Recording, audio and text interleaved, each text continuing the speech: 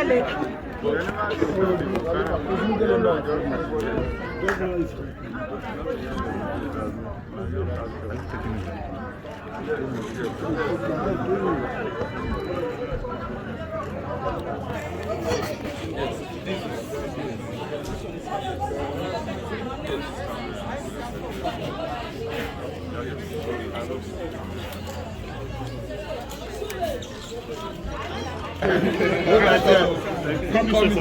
That is cast.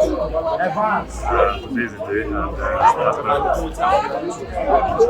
Your Excellency, I know you'll be having some feelers from across some final areas.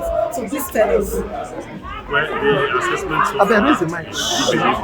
Let me see the logo. Let me see. there has been fillers in the ground for more than a month. The momentum was there all along, coming into the polling today. I expect at the end of the day we will be declared the winner. I haven't said so. The PDP entered into this contest with a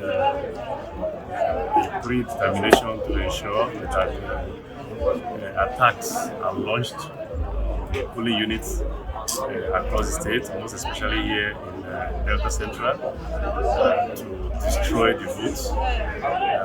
Since morning, we've received reports of those attacks in polling units in Ughelli.